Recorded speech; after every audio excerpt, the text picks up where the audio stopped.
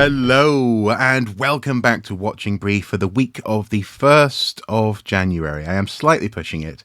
It's actually the week of the 2nd of January 2023, but it sounds good anyway to be here in the first week of the year with a Watching Brief and joined by my co-host, Mr. Andy Brockman. Hello, Andy. Hello, Mark, and at the time of recording, happy 12th night, or Orthodox Christmas, if that's what you're celebrating. Absolutely, yes, 12th night. Although I did learn yesterday that traditionally, apparently, one doesn't take down one's decorations until the 2nd of February. Candlemas, apparently. So if we wanted to, Mr. Soup and I could be quite lazy this weekend and not bother. But we'll see. We'll see where that goes. Absolutely. Well, I could point the camera in the opposite direction. You'll see a huge empty window bay in our front room. Yeah, exactly. Because we took out, yeah. Well, I mean, when did yours go down? 2 days ago, the tree is now lying in the front garden waiting for the recycling men to come and pick it up next week. Yeah, okay, fair enough. Because I mean, there's nothing more depressing than the sheer number of people who take down their decorations on Boxing Day. I find that. Do people do that? They really do. They really do that. I think it's a bit of a working class Boxing thing, Days Boxing Days is for sleeping, eating leftovers, cold cuts, and so on. And by the way, I apologise by talking about recycling men. I mean recycling crews. Recycling crews, yeah. I think it's a bit of a working class thing. I think, for example, in the case of one of my granddads, at least, it was a case of actually, Boxing Day is a working day. You know, for lots of people, they did at certain times in their lives, they only got Christmas off really at the time. So you know, it's 6th of January or the 2nd of February. At some point, we'll be taking down these decorations.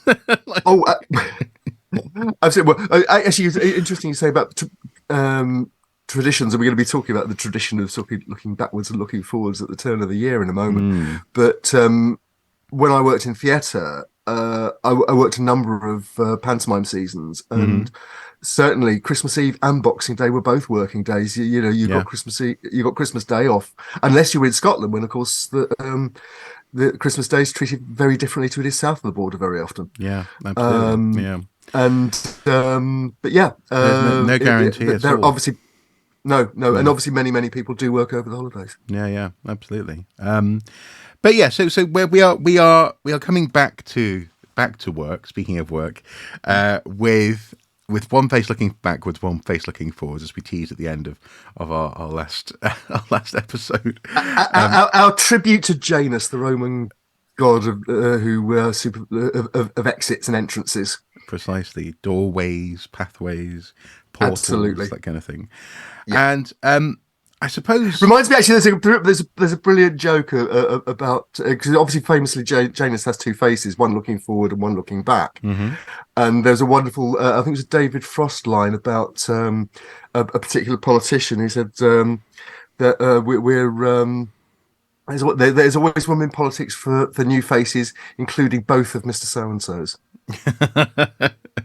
Well, exactly, yes. But also, thankfully, we each have a separate face, so we're providing both faces in this instance, looking backwards and forwards. And I suppose the question would be, for you, what was a highlight of 2022 in terms of archaeology and culture and history and heritage and all the stuff that we're meant to be looking at when we're not being harassed and harangued by politicians and their crazy ideas? I think, for me, in terms of the way archaeology is done in the UK, I mean, you could pick out. There are many stories, and look back on the back catalogue viewer of Watching Brief, and you'll see the stories that we were covering through 2022. But for me, the one that maybe potentially has the most lasting impact is the Badger Report on Wages in Archaeology. Okay. Which I think very starkly pointed up what people have known for a long time, which is that it's a poorly paid, insecure profession with a high what's called churn of people leaving the profession. And it happened to come along at the same time, quite coincidentally, I think, really, as the so-called cost of living crisis, which highlighted the problem of low wages across the economy. And at the moment, at the time of recording, we've got strikes, particularly among public sector workers, postal workers, railway staff, nurses, junior doctors are balloting for strike action in a few days' time as we're recording. So it happened to come along at a moment when there's maximum potential for traction, and we saw very soon afterwards various archaeological units offering perhaps larger than expected pay rises and or ex gratia payments of four figures in some cases to their staff, recognizing that there is a problem that the industry needs to address. So yeah, perhaps in terms of the future of the profession, that's my story of the year, that seems to be finally some recognition that archaeologists are not paid what they should be paid. Fair enough. My story of the year, and this is when we were I suppose starting to look out for what the flavour of 2022 might be, has to be when we examined what we called a right Jersey royal mess, and this question of so-called casino archaeology, and ultimately answering the question, or at the very least asking the question, why shouldn't archaeologists sell artifacts? In this instance, it was a sort of a bidding up process that ended up happening, wasn't it? Over material that had drifted in and out of the public system into private auction sort of valuations, and then back towards museums, where the public purse was being stretched to really only actually the benefit of the people doing the selling. Now, of course, you could say that's the whole point of a sale, is to get the best price for something. But when actually even the people who are receiving the monies are also members of the public, what they're also actually doing is robbing themselves of an aspect of their taxpayers' money. So it was an interesting one, because that would grow and grow, and arguably I think we're probably going to see something unfortunately developing out of the Preston missing artifact story this year, that's going to be attached to the intrinsic value of the material that enters this relationship between the public, professional archaeologists, and also museums, and also interested others, because there are people out there who invest in archaeology and archaeological materials in the same way that they buy paintings. They have them because they're likely not to depreciate in value, which is actually something that took me a while to fully grasp. I mean, one of the questions I always had when I lived and worked in York was why there were two, maybe three prominent antique stores in York. One in particular that specialises explicitly in ancient material, and I found myself wondering why they could afford to be on the most expensive streets in York, if that's what I mean. And it's because people are buying this as in the form of a transaction that, ironically, I think most archaeologists aren't actually privy to. We don't tend to buy things for their value, or for the notion that they're going to be worth more in the future, with the exception possibly if you're lucky enough to get on the housing market. So it's for me that was one of the tones of the year. And then, of course, in terms of good work, I think that you in particular did, but I think that we did in bringing this forward, was discussing all of the complications surrounding Meerhoutchen and Tees Valley and the Dorman Long Tower destruction. Unfortunately, though, I would say, so I know I'm rambling on now, but I would say that I feel as though we was robbed slightly of an impact on that story, because the culture secretary didn't last that long.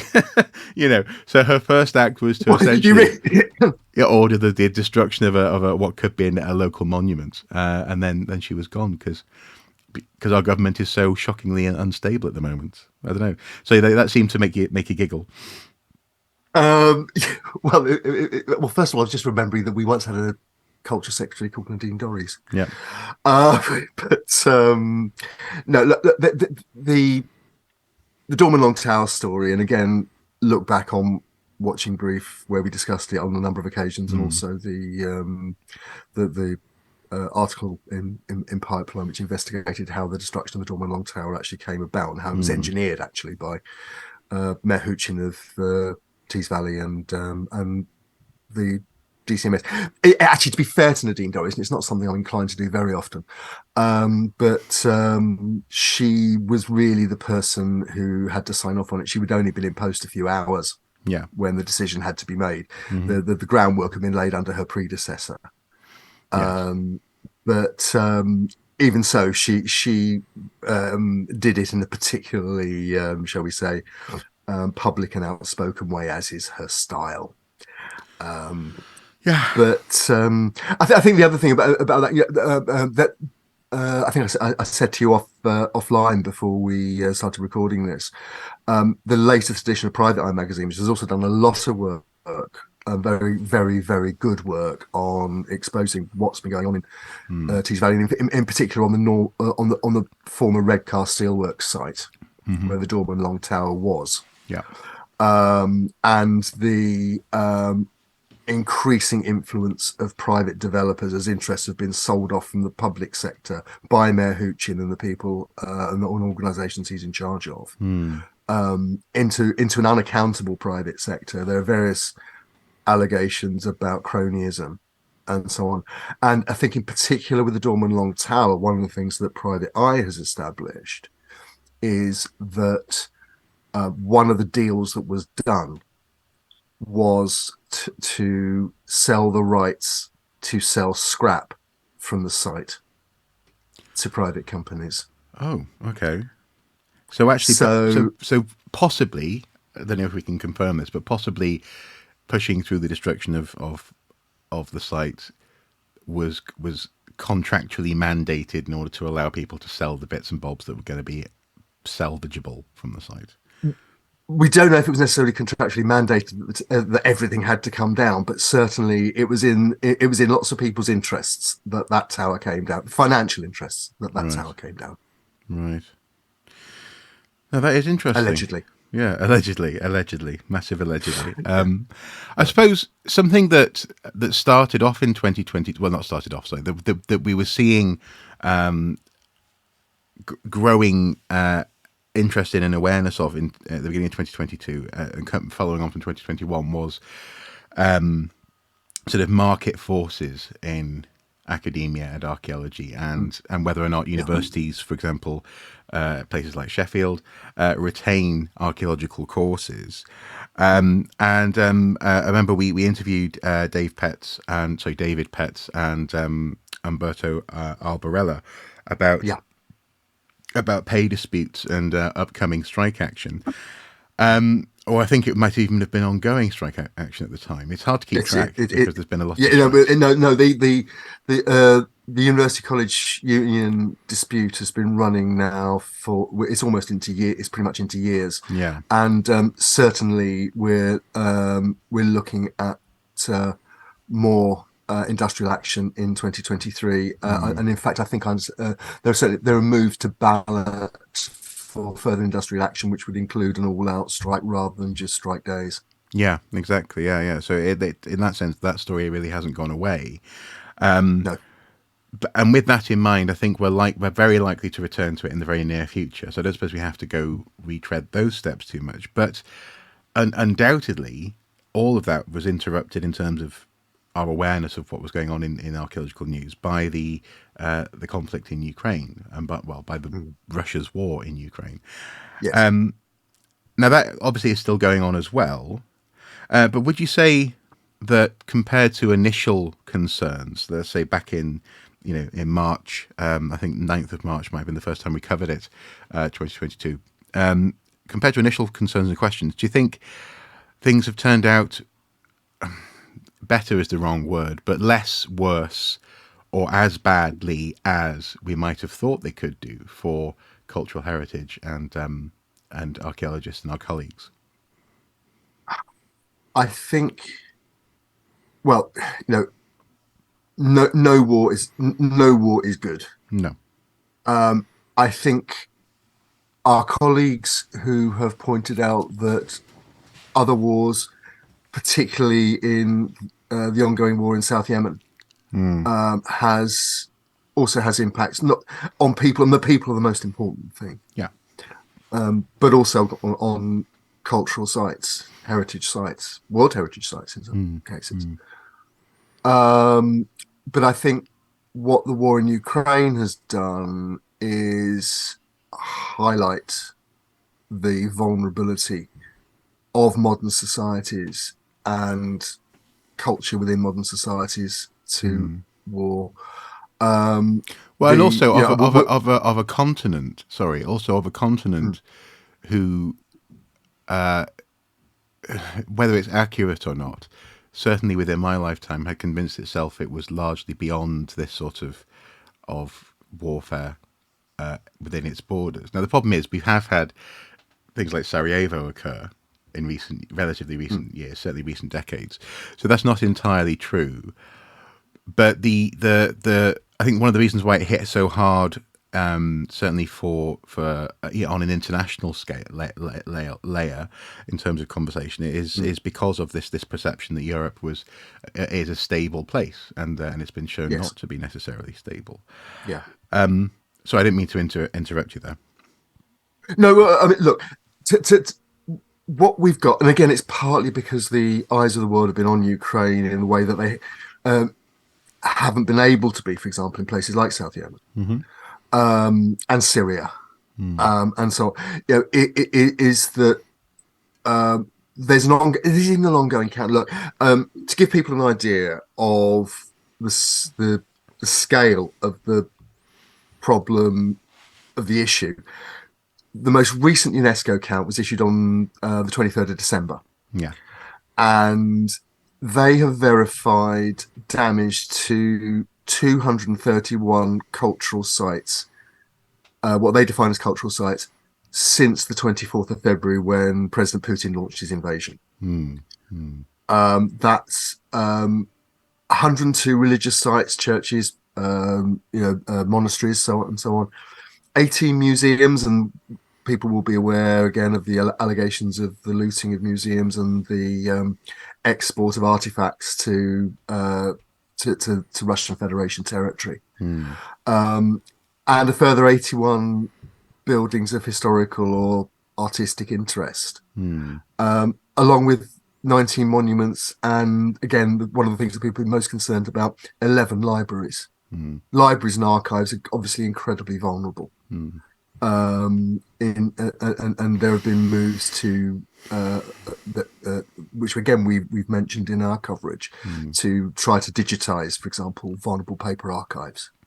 Yeah, well, and exactly, yeah, and just to be absolutely clear on that, they're vulnerable because they're burnable, or they're vulnerable because they require specialist environmental concerns to keep documents and artifacts stable. Yeah. And at the same time, playing into the Western European, well, particularly, no, let's say Western European, most of Europe's too sensible to engage in this sort of stuff. The English culture war issues around statues and the American culture wars issues around statues and preservation of statues of controversial people. Just in the last few weeks, we've had the controversy over the, it's not controversial in Ukraine. Ukraine is undertaking a conscious sort of de-Russification program in terms of some of its public art. And one example of this is the statue of Catherine the Great, which has been removed from Odessa. Prior to it actually being removed, local people had placed a hood and a noose over its head. Right. It was seen as a symbol of Russian imperialism of the kind that President Putin is alleged to want to revive. Yeah. It was a statue on a tall monument in one of the central squares of Odessa, a focal point. And it's now gone. British government policy under law will be retain and explain. Well, it would be, but then again, I mean, I think our first episode this year highlighted that the so-called Colston Four were acquitted. So, Indeed, yeah. In a legal sense, we still do have the right to combat and to fight for these sorts of decisions to be made in our living public spaces. I think, as I said back then, arguably any statue that's still upright hasn't ended its life yet. I do believe, whether through natural processes or political or cultural decisions, statues don't stay upright for the most part. So it's interesting, to see how people will argue the toss on both sides of this sort of thing. But here we have an excellent example of why it is that statues are a locus of such activity and such interest, because they are powerful things. They're not passive markers of history, and so people will enact an idea upon them, and they will take an idea from them. Yeah, it's definitely been interesting for that in that sense. A story that stands out to me. I remember I found a newspaper. I was driving Mrs. Soup to a meeting in Sunderland. She had injured her leg, I think. Her knee's still somewhat hurting actually at the moment, but then she definitely couldn't drive. Went to Sunderland, and I saw on the front of a newspaper, I want my mummy. And we were asking the question, are so-called woke archaeologists scared of skeletons, and how do we relate to human remains and this kind of thing? Yeah. Do you think is that just another facet of this sort of statues and culture war stuff that's going on, a willful misunderstanding of the need to have responsible grown-up conversations around what is, in any situation, an unusual thing to handle human bones, for example? On one level, I think it absolutely is. There is definitely a movement, and we'll come to a more specific example that came out in the last few days, almost, certainly over the Christmas holiday, in a minute. But there is certainly on the part of certain actors on the political stage and the media stage, a movement to place archaeologists in the quote woke box, that they're lefty, trendy liberals out of touch with the public. Nothing more trendy than this beard, I tell you. I'm making no comments at all about anybody's I wasn't fishing. It's fine. It's fine that you didn't say agree with me. It's fine. Sorry, go on. Come on. If I was to say anything was trendy, that's probably a pretty good marker for the fact that it's not. Oh, that's a good point. I don't think yeah, exactly. It's like the old Groucho Marx thing. I wouldn't want to be a member of a club of which would allow me as a member. That's a good point. Yeah, fair enough. So no, I have no skin in that game whatsoever. Okay. But no, look. It's certainly the case that there are people who want to see archaeologists put in the woke box as a way of dismissing their criticisms of government policy on various on various issues, from cultural issues, but also things like the environment. Yeah. Because I suppose, and we can come on to this in just a moment with SOS. But I suppose in that sense, if you can dismiss an archaeologist on the grounds that they're biased, liberal, jumper-wearing tree hugger, then you also don't have to... I've got a jumper look. Well, there you go. Then you don't have to listen to them when they actually do come up with a serious concern or question regarding your civil engineering project. Yeah, that's exactly the point. That's exactly the point. But I think there's a second level to this, and again, it's one that we've covered over the years, and particularly again in the last year, and particularly in the last last couple of months of the year, when the sector was dealing with first of all the broadcast, and then or the streaming, and then the fallout from Graham Hancock's Ancient Apocalypse series on Netflix, and that. I think many people there have questioned whether archaeology has engaged with the public properly over the years, or whether it actually, in certain areas, whether it's even bothered to engage at all. And it should have done. Yeah, yeah. And it leaves those things. I think one of the things, and again, if we were talking about looking back over the year, one of the trends I think I would identify is particularly after the broadcast of Ancient Apocalypse, and the amount of viewers it gained for what is effectively evidenceless pseudo-archaeology. Yeah. People have become visibly more concerned that, first of all, a program like that could be made, and secondly, that it could be swallowed whole by a viewing public.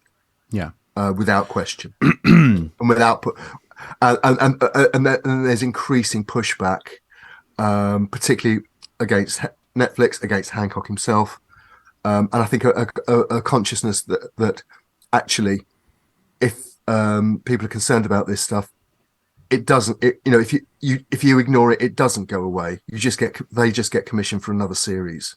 So you actually have to confront it.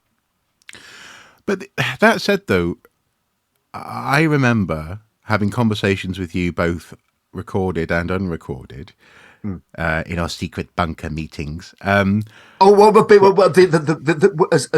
representatives of big archaeology. Exactly, in the big archaeology bunker. Yeah. I remember having conversations with you and also with other people, and also crystallizing my own thoughts on the matter of the big controversial movie event, apparently, of the year, The Lost King, where... Sorry, I've not seen that, and neither apparently quite a few other people. Anyway, sorry.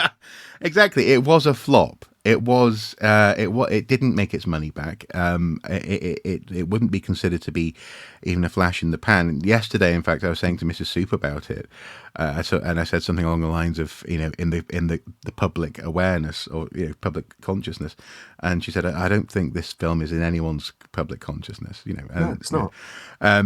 But what was interesting though is I remember you in particular saying, why are you shouting at this? Why are you pointing at it? Why are you pushing back at it? And you think the difference is between impact, accessibility, but also actually whether or not the thing has been released yet, or are there other motivations going on? Because no. Well, so could it just be the reason why I'm curious about this is the reason why I did that interview with Sam Stein the other day. Is that I really want to know how archaeologists can be better at interacting with media, because I think this year, more than any other year previous, I think, archaeologists have become really quite dangerously close to being essentially bad media critics and looking like real spoil sports. And so what's the difference between what happened around The Lost King and some legitimate pushback that seems to be also bringing some of the public along with it with regards to ancient apocalypse? Right. It's absolutely, it's really, really simple as far as I see it. Okay. The Lost King, and previously where there was some other pushback about supposed factual errors, the dig about the Sutton Hoo excavation in 1939, it was also on Netflix. Yeah. Both of those are fictions, dramas. They took as their inspiration real events, but they were a writer's fictional interpretation of those events, which is absolutely legitimate to do. Shakespeare did it, and so pushing back against somebody's dramatic vision is pointless. Yeah. Whereas what Hancock was doing, and ITM Productions, who should be named and shamed for making the program, is saying, this happened. This is my view of prehistory. We've lost a part of our history, partly because those dreadful archaeologists won't listen to the evidence that I'm putting forward. In fact, the evidence that he's putting forward is, by and large, at best misinterpretations or over-egged interpretations, and at worst blatantly wrong, and in some cases reheated leftovers of 19th century colonialist and racist tropes. Is an entirely different thing. It's interesting. I saw a video yesterday doing the same thing. It was recommended to me on YouTube. It was on the History Channel YouTube channel, and and you had someone literally doing what Graham Hancock does, where he said, the narrator said, here is a place, this is what archaeologists think of it. Here is so-and-so, an amateur archaeologist and journalist who has a completely different idea. And he was just saying, I'm just a journalist, which is what Hancock said. And these are just some questions I have about this thing. But his questions were completely unfounded. He had no basis for them in right-thinking discourse of ideas. And also, I suppose, another aspect that lots of archaeologists, I think, possibly missed out on in this instance with Hancock was that journalists require proof. If you don't want to tell me about it, if you don't want to get sued, absolutely, you have to get the story right. Yeah, you have to get your sources. You have to double check. Ideally, 3. You have to, it has to be, as you often say, bomb proof before you can go out with it. This Ancient Apocalypse is not bomb proof by any means. No, but unfortunately, the ancient peoples of Malaysia or South America and other places that he's misrepresented their history allegedly don't sue. No, can't sue. You can't libel the dead.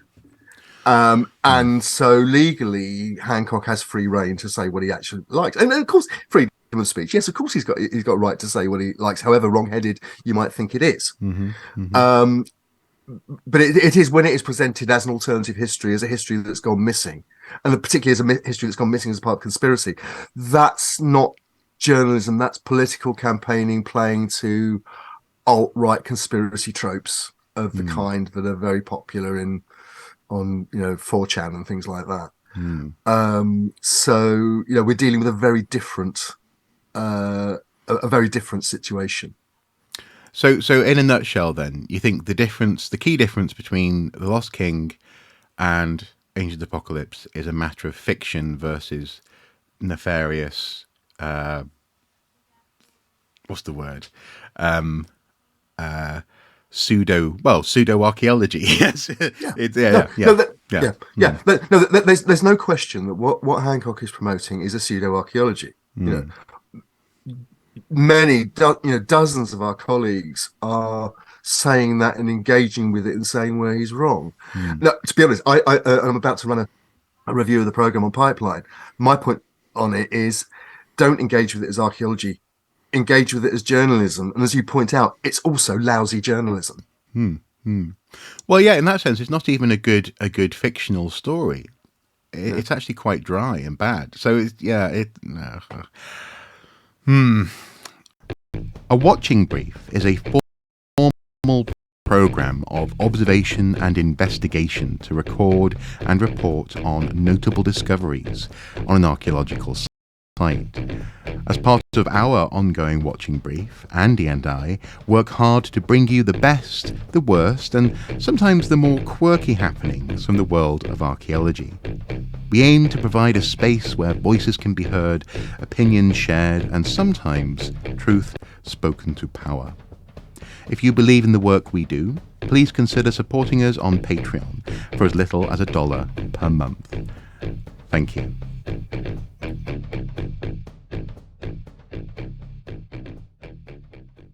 So moving on from pseudo-archaeology to very much real-world concerns, one of the fascinating developments this year, I think, which moved relatively quickly, was the so-called Attack on Nature campaign, hashtag Attack on Nature, as a direct response to the, turns out, short-lived 45-day government of our interim Prime Minister. I don't know how Yes. Truss. She should have been awarded an award in the New Year's honours list for the services to the sale of lettuce. Yeah, well done. But she and her Chancellor came up with the announcement of what was actually quite a loose notion. It was yet to be, I think, properly finalised, of having development zones and incentives therein, tax incentives, planning incentives, so on and so forth, to make development easier, apparently, to make room for free ports and tax deals done on sales of goods locally and internationally. And this would have entailed a an unknown, but certainly a quantifiable and noticeable effect on the protections for example, environmental standards and also historic and heritage environmental standards. And I remember we spotted this almost immediately. We were like, "Well, what's going to happen?" And it seemed as did many other people. Yeah. Well, yes, but many archaeologists. I say when I say we, archaeologists spotted this immediately. Sorry, but it seems as though the people who really came out of the blocks running at this were environmental campaigning groups and were not archaeologists and heritage leadership groups and corporations. Now, what lessons do you think we could have learned from this year? Because I'm not sure that we have learned them, as it were. But what's your thoughts on this, on how 2022 developed in that sense? Well, let's not also forget, and we alluded to it earlier about part of the raison d'etre on the of people on the political and libertarian right engaging with things like archaeology and heritage issues, statues and that kind of thing, is to remove the credibility and legitimacy of people who criticise them. And let's not forget that when Liz Truss made that speech at the Conservative Party conference, she referred to I can't remember the exact quotation, but she talked about, a North London, an Islington elite that gets its taxis to Broadcasting House, and and sought to frame anybody who opposed those proposals as, again, out of touch with the public, and the quote was "enemies of growth." I remember people starting. The anti-growth coalition, absolutely. She this concept of the anti-growth coalition, which when political journos asked her and her spokespeople to define it, they couldn't. No. Wouldn't, because they knew how damaging it would be if they tried. Yeah. Or it would be shown to just be a piece of vacuous nonsense to gain a line on the 6 o'clock news. So that's what they were up against. But the trouble is, excuse me, sorry, the tail end of the Christmas holidays lurgy.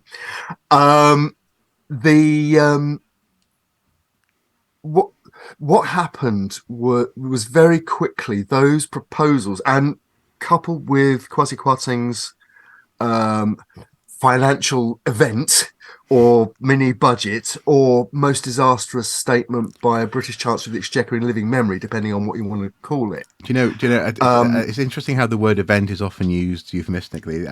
This morning, I was reminded of the use of Holocene extinction event as a descriptor for the loss of megafauna in America that coincides with when people arrived. The event that just happened, apparently. Yeah. The economic bomb that went off. Yeah, exactly. Yeah. Anyway, look, to cut to the chase on it. In those statements and in the accompanying government documentation, they were going to have, as governments often say they're going to, and the Truss government in particular said it was going to, they were going to have a bonfire of red tape that was holding back growth. The environmental NGOs, particularly the National Trust, the RSPB, Friends of the Earth, Council to Protect Rural England, and so on, wildlife trusts, and so on, were very quick out of the blocks with policy documents, the hashtag Attack on Nature. These are organizations with memberships running collectively into the millions. And because they mobilized themselves and therefore their members in a public campaign, they tapped up their journalistic contacts to run a campaign from the moment that policy dropped. And they scared the bejesus out of Tory backbench MPs. Yeah. Because and to the extent now that the Sunak government which came in was it November, late October? Yeah. We had the year of the four emperors, and we've now had the year of the three prime ministers. It's Yeah. so ludicrous as in British politics to be covered. It was just before October, wasn't it? They delayed the Yeah, Halloween that's the right. Halloween Yes, statement on the economy a little bit because a new chancellor had just come in. So yeah, that's right. That's yeah, right. Yeah. The meat of all this was happening in November and early December. yeah, Um, but basically, the Sunak government has rode back on that. It would appear, for the time being, at least, in part.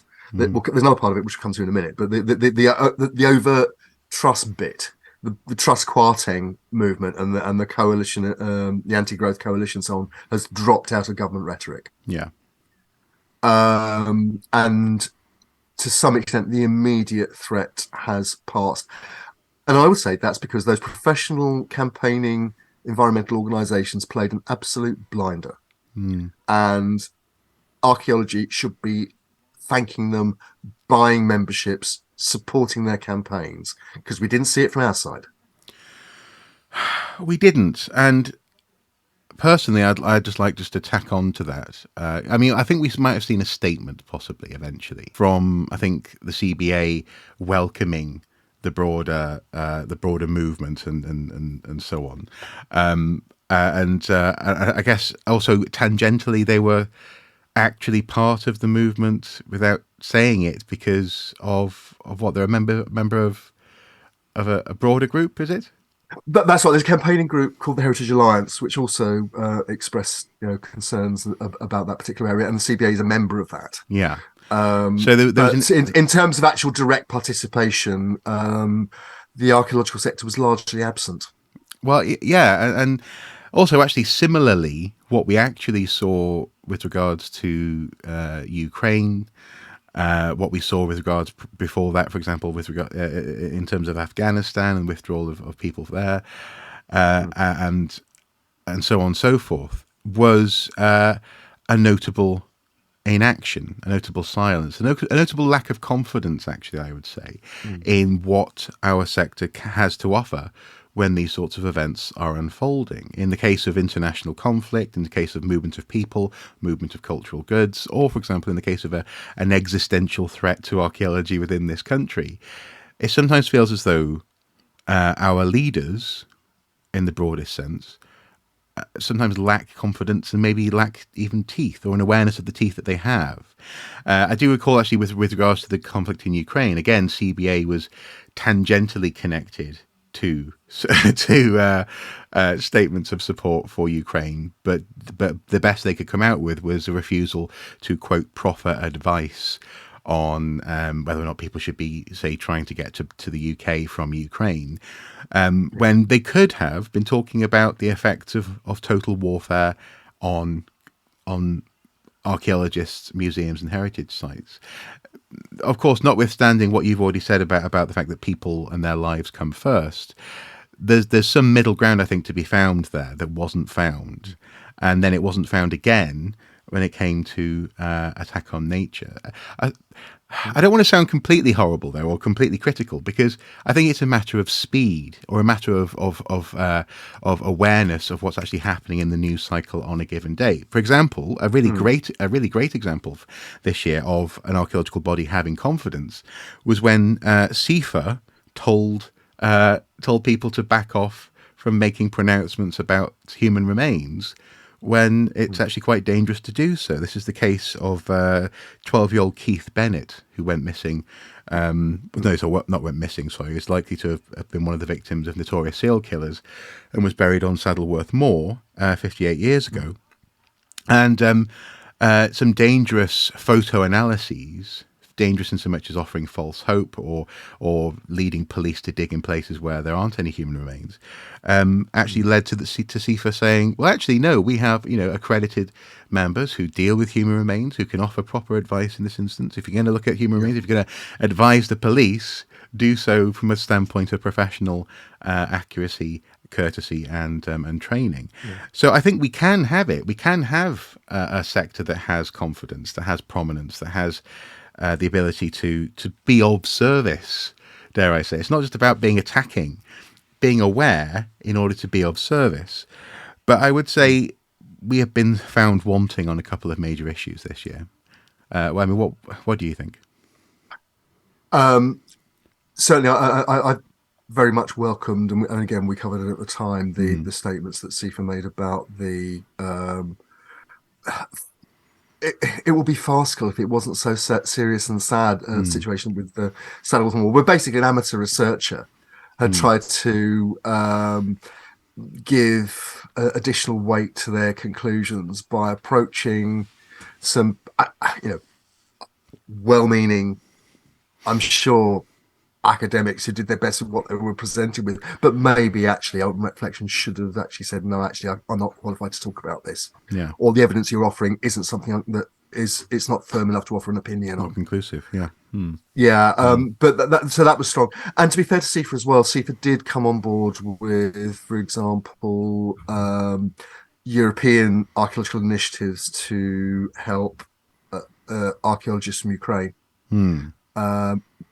And including finding safe spaces in Western Europe and even in Britain within the government scheme. So archaeology wasn't entirely absent in that situation, but certainly in terms of, but it's in terms of being proactively active. But also, I think it's a legitimate criticism. Well, proactively active, but also I think being visible, making it so that other archaeologists know, oh yeah, it's okay, our community, our leadership is doing something, as opposed to being prodded and poked and probed into saying we're doing something behind the scenes, maybe on one aspect of this.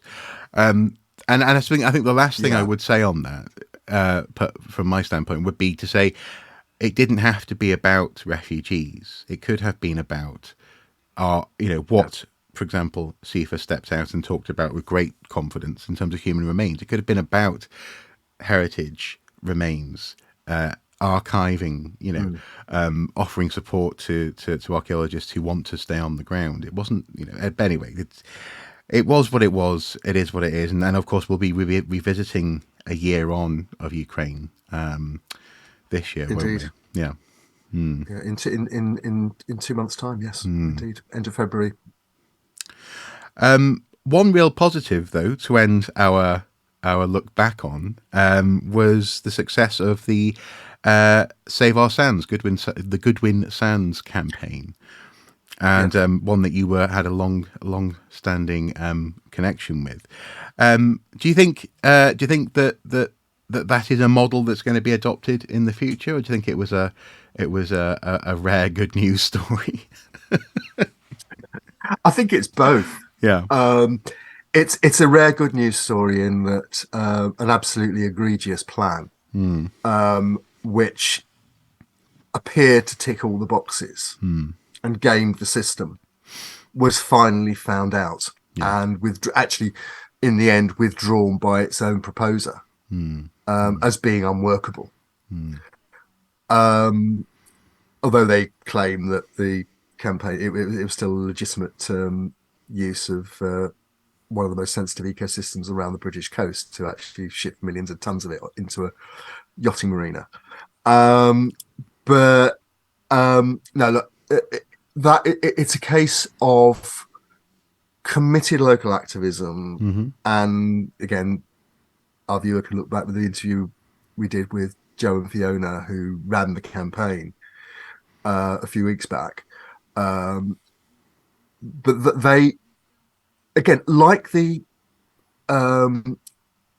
NGOs in the attack on nature, they saw something that they identified as being wrong, and then they played an absolute blinder in terms of both publicity, yes, but it's not that difficult to get publicity for something, at least initially. There's a strong element of fill space in a lot of journalism. So if you can tap up local papers and even the national media, you'll often get coverage. But what they did was manage consistent coverage, but crucially backed up by experts who they went out and found and chatted up and got to contribute to the campaign, so that they could,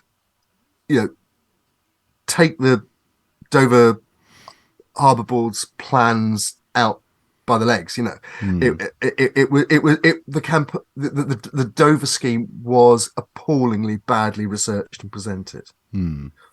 But their response was comprehensive and focused in that sense. Their response was comprehensive. It was focused on not just, anger that I think will go ahead, but it was how can we actually stop it going ahead? What parts of the process can we intervene in with a chance of actually making a difference, rather than just protesting? It was how to direct the effort. In the end, it went to judicial review, which, although they lost, it's a case, and again, that was risky. It was expensive. They managed to finance it with a lot of goodwill as well from the lawyers that they were working with. But in the end, it was an attritional campaign. They didn't give up. They were still ready to carry on had it been put forward again. The license ran out. Dover have chosen not to reapply for the dredging license for the Goodwins, and at the moment, the Goodwins are safe. And what the Save Our Sounds campaign has done is create a model for how to do it in terms of environmental campaigning on a heritage and environmental issue. Yeah, so a model that hopefully won't go unnoticed, or at the very least can be referred to. People absolutely. That's the point. We don't expect everyone to be aware of everything at all times, but this is one that we can point to in the future. Okay, well, in that case, we've looked back. Maybe a couple of things looking forward. Obviously, we're not going to be able to fill another hour with forward-looking predictions unless it's just us screaming and tearing at our shirts. Which you'll have to look for our no fans, our only fans. No fans is more likely though. Account for that.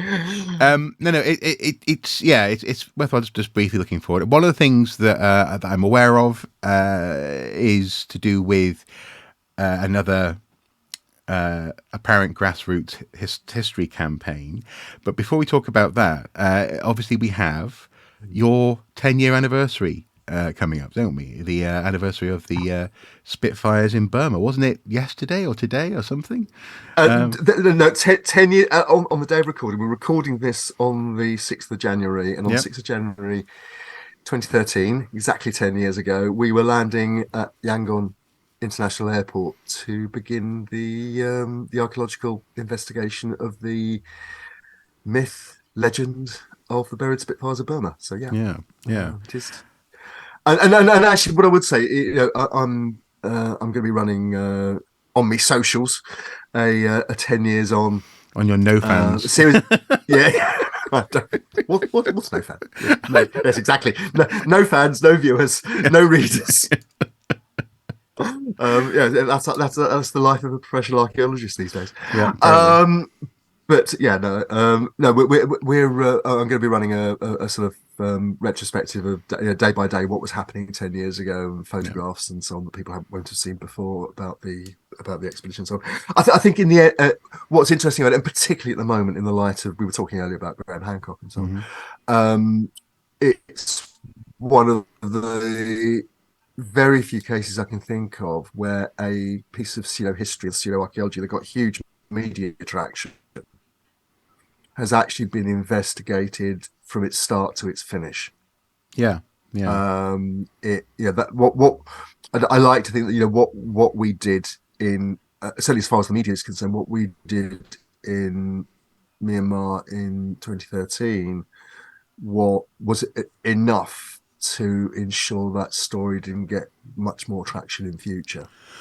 Well, what we did is always there. And there's even a book. It's dropped out of the headlines. Yep. There's a book about it. Is there a book about it? Yeah, we can link below. Yeah. I'm sure it's really good, well worth the read. And I know we've had Christmas now, but if anyone got book tokens or Amazon vouchers or whatever, it's or if anyone's needing your local bookshop. Yeah. Or if you've discovered when you're having Christmas dinner that one of your table legs is a bit short, you can, just put the book under there. But there's a wonderful story, and again, a current private eye. The Daily Mail, I think there's a biography of its owner that somehow got commissioned or whatever, and they've got loads of these things in tote bags at the mail's reception that they give out to visitors because they can't get rid of the blooming things. And there's a wonderful story that there's at least one or two are propping up a sofa that had lost one of its legs. Nice, So, nice, solid. yeah. Well, with that in mind, though, I think we were talking the other day about possibly hosting a bit of a reunion conversation for the guy, people involved in the dig and some aspects of it. So that could be fun in the near future. And you know what? I'm going to say it. It may not. It may not happen, but there might also be the release of a long held back movie at some point. But we don't know if that can happen or will happen. But it would be lovely if it could happen. But we'll keep an eye on that as well. There was certainly a film. A film was made, and in fact, it was even shown in a competition here in London briefly. But it hasn't been fully released. And I hope that sometime during the 10th anniversary year, yes, it will be on. People will be able to see it. Yeah. Do you have a copy on your hard drive? Might.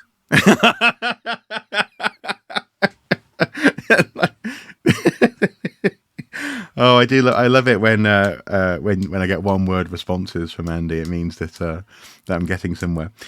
So there's this. It doesn't mean anything. It means what it means. It means what I said. It might. So the Spitfires in Burma, the 10th anniversary has already begun this morning. We also have the this grassroots. Seemingly grassroots campaign, AstroTurf more likely campaign, History Reclaimed, dropped a bit of a mini media campaign in the Christmas New Year period. Well, no, not exactly a mini media campaign. They got a leading story in the Telegraph, which is their the pet newspaper for this stuff. Yeah. But unless it was the fill space, and they provided them with a block of ostensibly in a report, but turned out to be basically some opinion pieces. Yes. On the quality of the BBC and its reporting and documentary series writing and commissioning when it comes to history and the history of the United Kingdom in particular. That's going to be interesting to see how that develops this year. It's brought to you by the same people who brought us Restore Trust. Yeah. Yep. So brought to you by the same people who failed to failed to influence the National Trust. No, but in all seriousness, actually, Restore Trust has influenced conversation surrounding the National Trust on a scale that is punching way above its weight in terms of the number of complaints that actually have been levied against the National Trust prior to that campaign getting its feet on the ground. They did actually have quite an impact, and they still bother the press office at the National Trust quite often. It's become a thing that they have to deal with. So if we're not careful, we may well see something similar happening with regards to the BBC and maybe other groups as well who talk about history in the public space. One of the ironies, though, is that there's this idea of balance that they want to introduce, where every time one talks about, for example, the transatlantic slave trade, one has to talk about how the British Empire supposedly banned slavery forever, which is, again, a complicated issue depending on where you lived in the world and where you lived in the empire, but also that the Royal Navy was involved in blockading slave trade ships. Now, this is true, but it doesn't negate or erase the fact that the previous 300 years occurred. And I think I said to you, it's a little bit like saying, every single time we mention the Roman province of Britannia, we have to also mention, don't worry, later on, along came William the Conqueror. So things didn't stay the same forever. Of course they didn't, but it doesn't stop you talking about Roman Britain in isolation. You don't have to talk about William the Conqueror when you talk about Roman Britain. So I think it's an idiotic notion. I think it's an ill thought out, at the very least, campaign. But these are pet projects, it seems, of certain parts of I don't know, what would you call it? The right wing think tank lobbying groups. Well, I think people often define them as the right of centre think tanks with opaque funding. There you go. There you go. you know, of which Restore Trust is one. They're often associated with an address in London called 55 Tufton Street, which is associated with things like organisations like the Net Zero Watch, which is a climate change skeptic or climate emergency skeptic organisation, which happens to have been founded by somebody who also founded Restore Trust, just to show how these things are linked. I mean, history reclaim. Okay. Again, freedom of speech, and particularly academic freedom of speech, is a really, really important thing. Yeah. But history and history reclaimed claims the support of the people whose names people will recognise and probably respect, may well have read some of their work, however much you disagree with it. But insisting that A is mentioned whenever B is mentioned is a political intervention. That is not freedom of speech. No, and the question is how much those individuals actually sign off on every statement that the History Reclaimed makes. Yeah. I think the key thing and the key concern about History Reclaimed in its report, there are two things. Really. I mean, first of all, the report itself, and we'll link to it. People should read it. If you're going to criticize something, read it first. Personally, I think it is poorly researched. Its tendentious. It's very thin. There are some strands to it which are really quite, I find quite disturbing. For example, the argument the slave trade in West Africa was only happening because West African tribal leaders were engaging in it, and the fact that they might have been feeding a market for the fact that there are great big ships off coast saying they'll give you money, or give you other stuff. Exactly. And it's almost akin to the the nasty big boys made me do it. Which actually, in these terms, is racist and really quite nasty. Well, it's also it's racist in a very particular way, and that is to say that because two groups of people from Africa were doing this to each other, let's say it's two, then that must show it's okay, because clearly it wasn't just white folk doing it to Africans. No, it's humans doing it to humans. That's exactly, So there's that. It's the worst kind of whataboutery. Yeah, exactly. But also, it's exactly the sort of thing that we saw a couple of years ago under the Trump administration. There was an attempt to bring out a panel of historians who would basically say, "Look, we've talked about these historical figures for long enough. Can't we just agree that these former presidents are all fine, all okay? Let's just tick them all off as good people. Let's not talk about them ever again." It failed because it was clearly bad historiography. But it's interesting how for some people history is a tick box. It is a legacy machine only, as opposed to something to be discussed, analysed and reanalyzed and represented. I think the other thing that's important, Restore Trust was given a bloody nose at the annual general meeting in November, as we reported at the time. All its motions failed, and all its list of favoured candidates also failed to be elected to the trust board.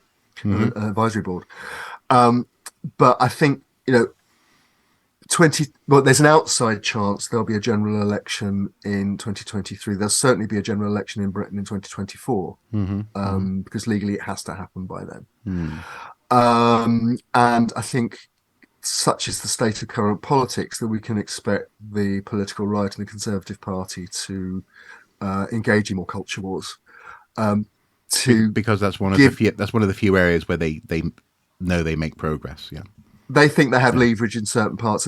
Now, it's probably a relatively small part of their voter base, but at the moment, the polls being the situation, they are desperate. They'll take what they can get. Yeah, they'll take what they can get and try and leverage and associate the people on the quotes progressive side of politics with issues like this, being anti-British, anti-history, anti-our past, and I think we this is not about academic freedom. This is a coordinated political campaign. I think one of the things that shows that is that if you look at now the Restore Trust is the director of Restore Trust is a woman called Zuditu Janus.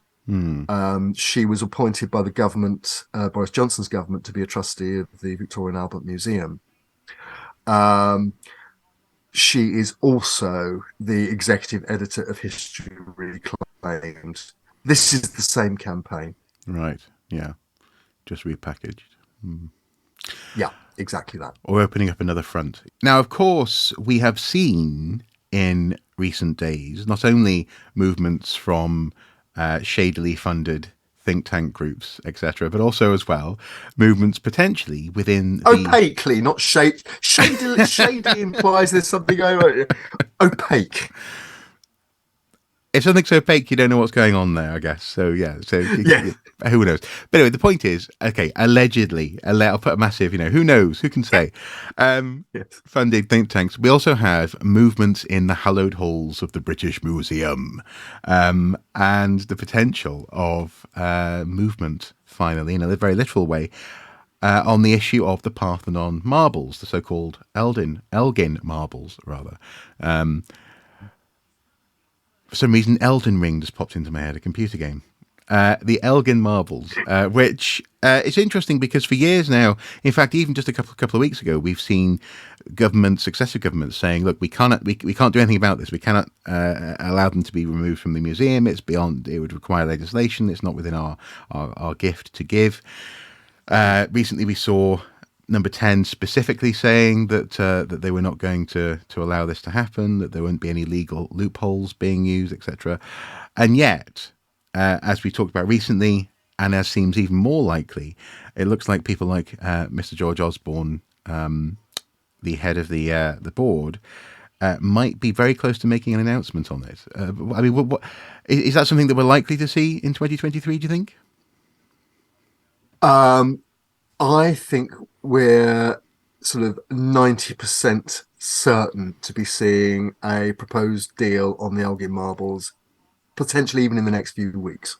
Right. Okay. The reason I'm saying that is that a few days ago, on the 3rd of January, Bloomberg ran a report by Alberto Nardelli and Alex Wickham, which stated that basically the British Museum and the Acropolis Museum in Athens, behind whom stand the British government and the Greek government, were close to a deal on the Parthenon marbles, which would see a phased return of the Parthenon marbles from the British Museum to Athens, and loans of high status, high profile Greek material coming to London and potentially other museum centres for exhibitions in the UK. One of the collections which is kind of often spoken of in this context is the material that was found by Schliemann in Messina. The Mask of Agamemnon's the most famous item from that collection.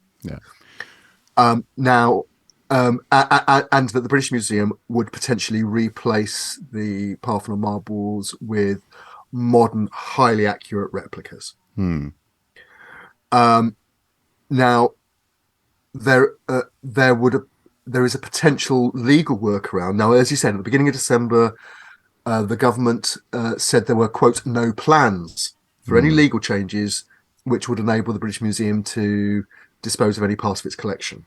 And that's always been held up as the problem, that the British Museum is legally bound to retain its collection under the British Museum Act. And that would require government time to change. But there are potential workarounds. For example, the government could authorize a long-term loan with a view to changing ownership title in due course when parliamentary time is available, or something like that. There are clever lawyers and clever PR people can come up with ways of dressing this up. Yeah, even if it's like a 100-year lease that our it, government can it kick the can down the road for with. But yeah, absolutely. And again, there are precedents for example, if you think about, for example, the case of Hong Kong Island, which was held on a 100-year lease and then was returned to the Chinese in the 1990s. yeah, yeah. So governments do this sort of thing, and I think so.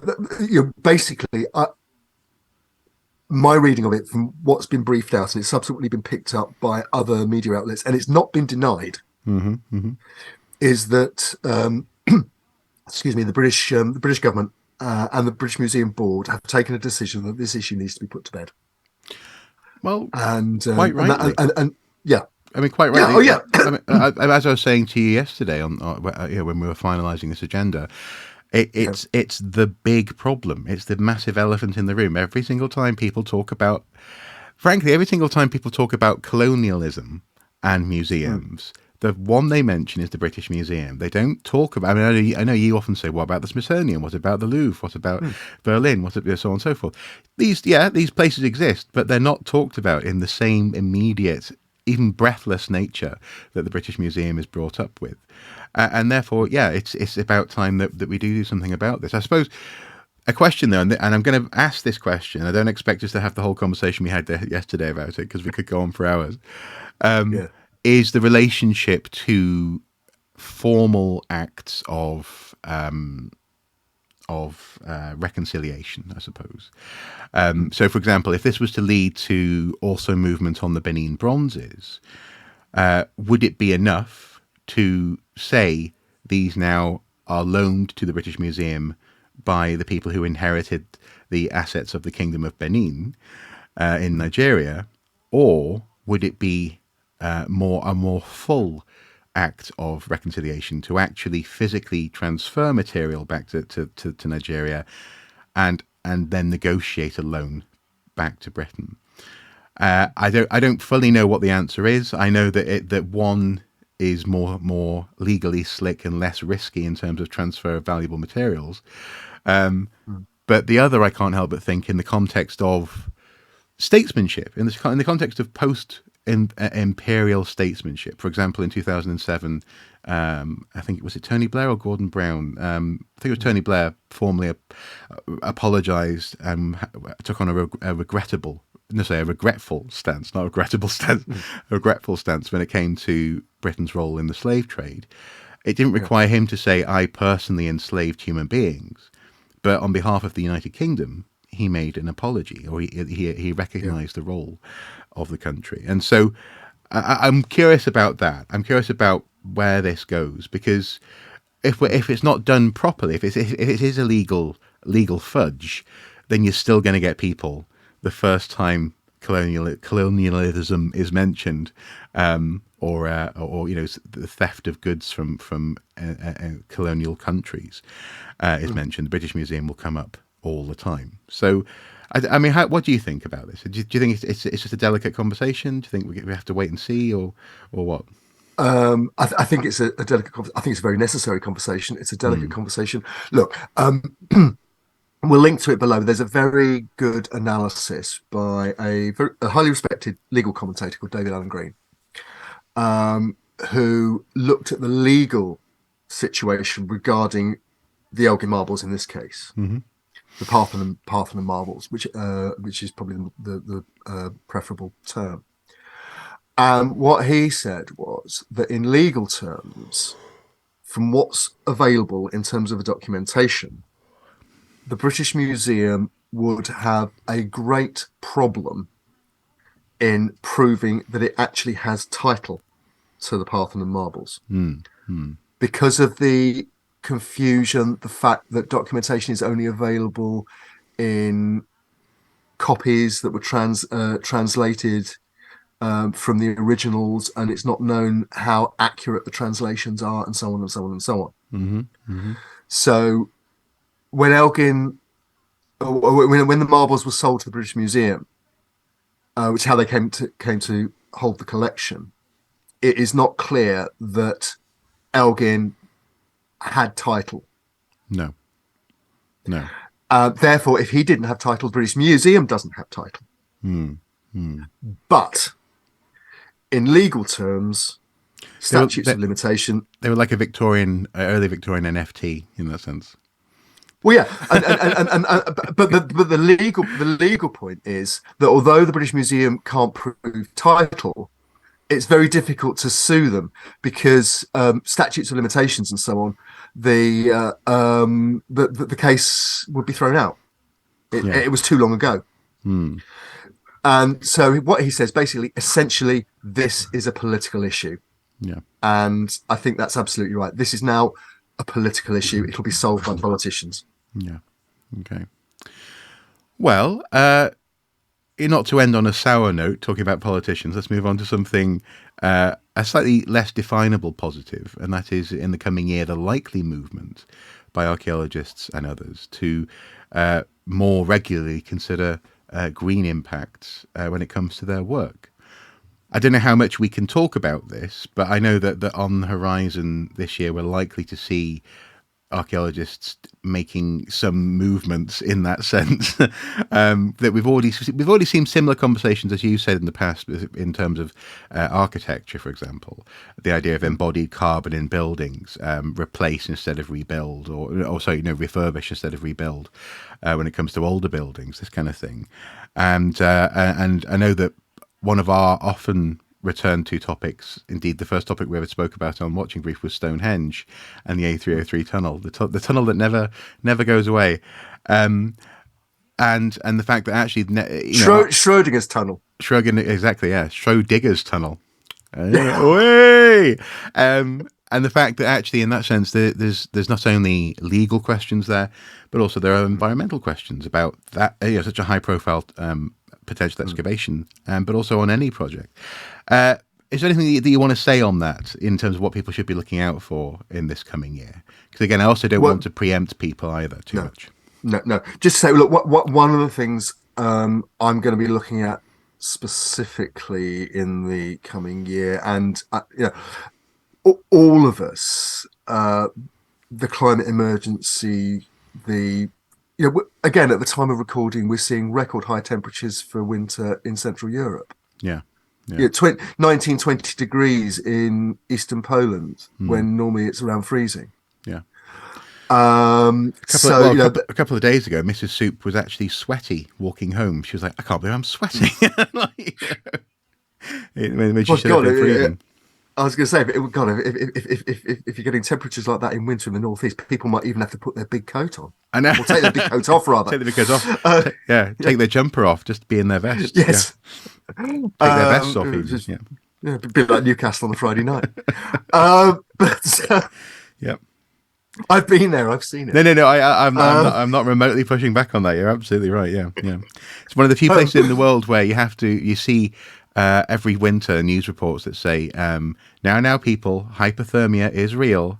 And then you see human beings being rolled up on the street outside clubs like burritos. They're in foil just to try and keep them warm. So it's a real problem.